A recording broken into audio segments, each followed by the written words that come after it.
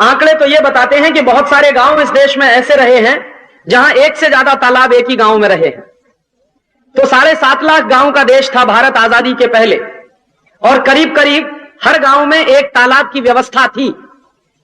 तो लगभग 7.5 लाख तालाब पूरे देश में रहे होंगे, इससे ज्यादा भी हो सकते हैं, क्योंकि कुछ गांवों में एक से ज्यादा तालाब होने की व्यवस्था है। तो तालाब बहुत बड़ी संख्या में रहे हैं, कुएं बहुत बड़ी संख्या में रहे हैं, बावड़ियां बहुत बड़ी संख्या में रही हैं। बारिश के होने वाली एक एक बूंद को हिंदुस्तान में पूंजी की तरह से बचाने की परंपरा रही है। जिस राजस्थान को आज हम जानते हैं, और हम राजस्थान के बारे में ऐसा मानते हैं कि बहुत मरुभूमि है राजस्थान की, जहां पानी की बहुत कमी है, जहां पानी की बहुत किल्लत है, उस राजस्थान में ऐसी परंपरा पिछले हजारों साल से है कि बारिश की गिरने वाली एक एक बूंद को संचित रखने की सबसे बड़ी परंपरा अगर इस देश में कहीं है तो राजस्थान में। आप राजस्थान में जाइए, जैसलमेर के इलाके में, जहां पर यह माना जाता है कि सबसे ज्यादा सूखा पड़ता है, उस जैसलमेर के इलाके में आजू बाजू के गांव में घूमिए, हर गांव में आपको तालाब मिल जाएगा। और जैसलमेर गांव, जैसलमेर शहर के नजदीक सबसे बड़ा तालाब मौजूद है, जो करीब 400-500 साल पुराना, और आज भी उसमें भयंकर पानी। राजस्थान में जितनी आज मरुभूमि दिखाई देती है, कभी वहां लहलहाते तालाब हुआ करते थे, बड़े तालाब हुआ करते थे। ये तो अंग्रेजों के कुछ कानून थे और अंग्रेजों की कुछ व्यवस्थाएं थी जिन्होंने भारत के तालाबों को सुखा दिया और भारत के तालाबों को बर्बाद कर दिया। तालाबों की बड़ी गहरी परंपरा रही है इस देश में, और कृषि का उत्पादन उसी के आधार पर है कि पानी जितनी प्रचुर मात्रा में है उतना ही उत्पादन अधिक होता रहा है इस देश में। इसलिए खेती का उत्पादन इस देश में बहुत रहा है। और खेती के उत्पादन में एक महत्वपूर्ण कारक और है कि भारत में खेती के साथ साथ पशुधन भी बहुत बड़ी मात्रा में रहा। पशुओं की संख्या भी इस देश में बहुत बड़ी मात्रा में रही। कृषि कर्म है, और कृषि कर्म को टिकाए रखने के लिए पशुओं की संख्या इस देश में बड़ी जबरदस्त मात्रा में रही है। करोड़ों करोड़ों की संख्या में गाय पालने की परंपरा, करोड़ों करोड़ों की संख्या में बकरियां पालने की परंपरा, करोड़ों करोड़ों की संख्या में जानवरों को पालने की परंपरा इस देश के लोगों में बहुत गहरे से बैठी हुई है। तो कृषि है, कृषि के लिए केंद्र जो बन सकती है वो गाय इस देश में रही है, बैल रहे हैं इस देश में, उनका गोबर है, गोबर से होने वाली खाद है, गाय का मूत्र है, उससे होने वाले जो कीटनाशक बन सकते हैं इस देश में, उनकी परंपरा रही है। तो भारतीय कृषि इस तरीके से बहुत उन्नति के रास्ते पर जाती रही है, क्योंकि पशुओं की संख्या बहुत, तालाबों की संख्या बहुत, जमीन की अच्छाई बहुत है, मिट्टी बहुत नरम है, किसानों को जलवायु का बहुत अच्छा ज्ञान है, यहां पर बीजों की संख्या भी बहुत अच्छी रही है। हमारे देश में आज से 150-200 साल पहले तक चावल की, धान की 1 लाख से ज्यादा प्रजातियां होती थी। जो दस्तावेज उपलब्ध हैं वो बताते हैं कि भारत के समाज में किसानों के पास 1 लाख से ज्यादा चावलों की किस्में होती थी। इस देश में सैकड़ों किस्म के बाजरे के बीज थे, सैकड़ों किस्म के मक्के के बीज थे, सैकड़ों किस्म के ज्वारी के बीज थे, सैकड़ों किस्म की प्रजातियां इस देश में रही हैं अनाजों की। और यहां की संपन्नता बहुत ज्यादा रही है, बायोडायवर्सिटी यहां की बहुत ऊंची रही है। तो इसलिए कृषि कर्म भी ऊंचा रहा है इस देश का। तो इतनी अच्छी कृषि जो भारत में रही, आज करीब हमारे देश में 300 साल पहले के आंकड़े हैं जो बताते हैं कि ब्रिटेन से 3 गुना ज्यादा उत्पादन हमारे खेतों का है। आंकड़े ये बताते हैं कि भारत के किसान सबसे ज्यादा समृद्ध और संपन्न रहे हैं। आंकड़े ये बताते हैं कि कृषि कर्म इस देश का बहुत उन्नत रहा है, पशुओं के पालन का काम भी बहुत उन्नत रहा है। तो अचानक से क्या हो गया इस देश में जो आज इस देश का किसान सबसे गरीब दिखाई देता है? अचानक से क्या हो गया इस देश में कि आज इस देश की खेती ही सबसे ज्यादा बर्बादी के रास्ते पर जाती हुई दिखाई देती? अचानक से क्या हो गया इस देश में जो आज इस देश के खेती और किसानों की बर्बादी की स्थिति हमको चारों तरफ दिखाई देती? उसके पीछे गंभीर कारण है, और वो गंभीर कारण क्या है? गंभीर कारण है अंग्रेजों का भारत में आना और अंग्रेजों द्वारा भारत में अपनी सरकार का चलाना। अंग्रेजों की सरकार जब भारत में चलना शुरू हुई है तो अंग्रेजों की सरकार ने बहुत ही व्यवस्थित तरीके से भारतीय समाज को तोड़ने का काम किया।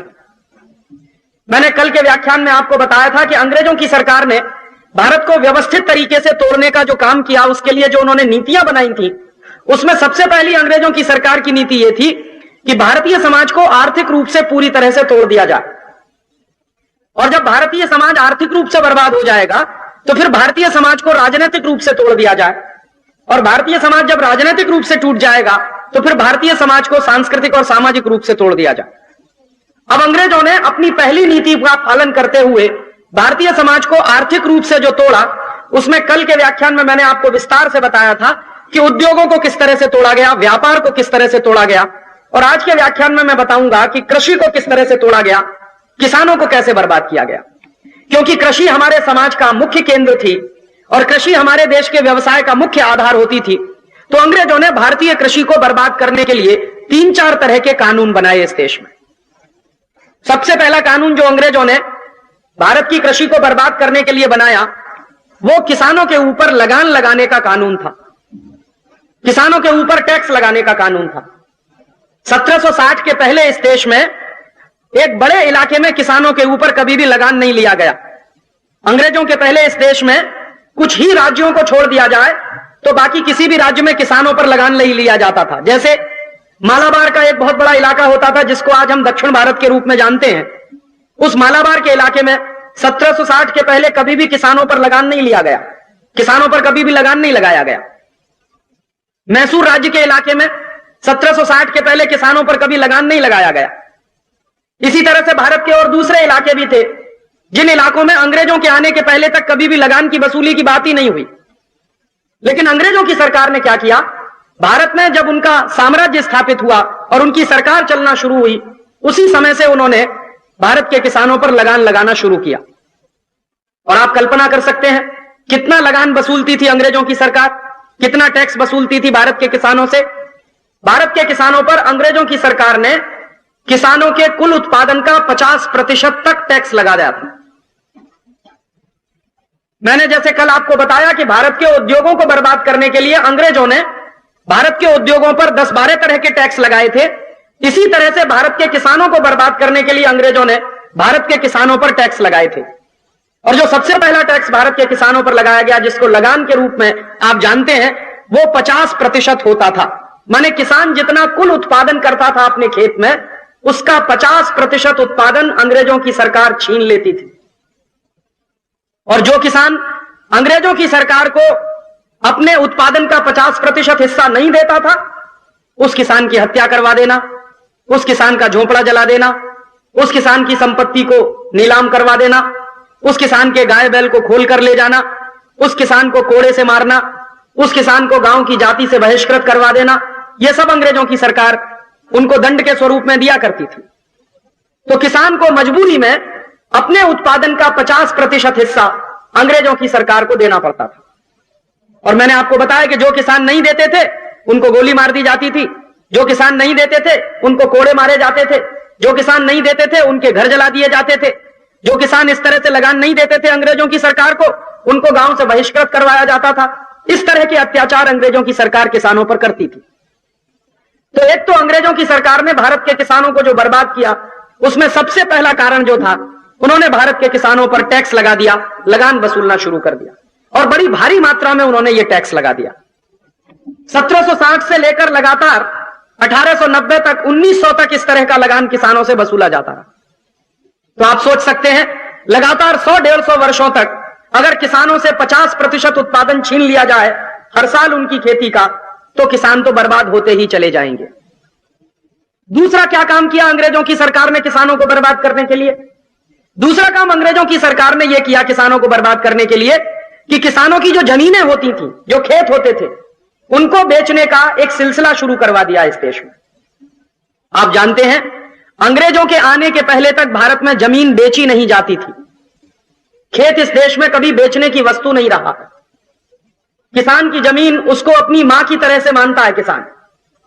और किसान इस देश में यह कहते रहे हैं कि जिस तरह से मां का सौदा नहीं हो सकता, इसी तरह से जमीन कभी खरीदी बेची नहीं जाती।